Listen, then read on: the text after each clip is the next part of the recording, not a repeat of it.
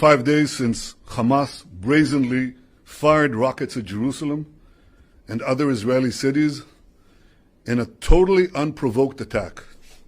This past week, millions of Israelis were forced into bomb shelters as missiles rained down on our cities. Several Israelis have been killed, many more have been wounded. You know, and I know, no country would tolerate this. Israel will not tolerate this. Israel has responded forcefully to these attacks, and we will continue to respond forcefully until the security of our people is reinstated and restored. We've eliminated dozens of Hamas terrorists and taken out hundreds of terrorist sites, including missile launchers and buildings that Hamas used to plan and perpetrate these attacks. 2 nights ago, Israel also seriously degraded the terror infrastructure of Hamas. We knocked out part of the vast subterranean tunnel network that Hamas uses to attack Israel.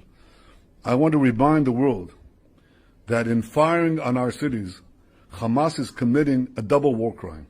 They're targeting our civilians and hiding behind Palestinian civilians, effectively using them as human shields. As always, Israel is doing everything possible to protect our civilians and keep Palestinian civilians out of harm's way.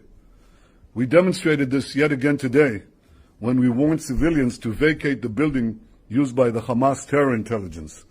They vacated the premises before the target was destroyed, and that's why you don't hear of casualties from these collapsing terror towers, because we take special care to avoid these civilian casualties, exactly the opposite of Hamas.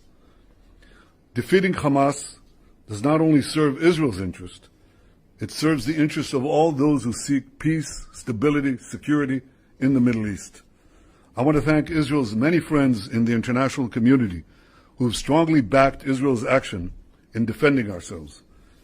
I want to thank the President of the United States, Joe Biden, and I want to thank the many countries, including European countries, that flew the Israeli flag in solidarity on their government buildings.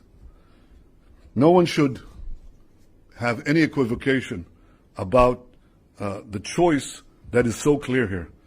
And I want to thank President Biden for his clear and unequivocal support.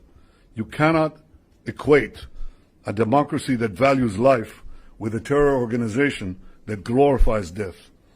I also want to say a word about the violence we've seen in recent days within Israeli towns, from Lod to Bat Yam, from Akko to Haifa. The Jewish state will not tolerate pogroms against our citizens. We will not allow our Jewish citizens to be lynched or to live in fear of murderous Arab gangs. We will not tolerate the torching of synagogues and the torching of property. At the same time, we will not allow Jews to take the law into their own hands and attack innocent Arabs or lynch an innocent Arab. There was one such case, such effort. We won't allow these attacks on innocent civilians, Arabs and Jews alike. To tolerate this unacceptable vigilantism and violence is to pave a way to anarchy. Israel is the Jewish and democratic state where all our citizens, Jews, Arabs, and everyone else, are equal before the law and will receive equal protection from those who enforce the law.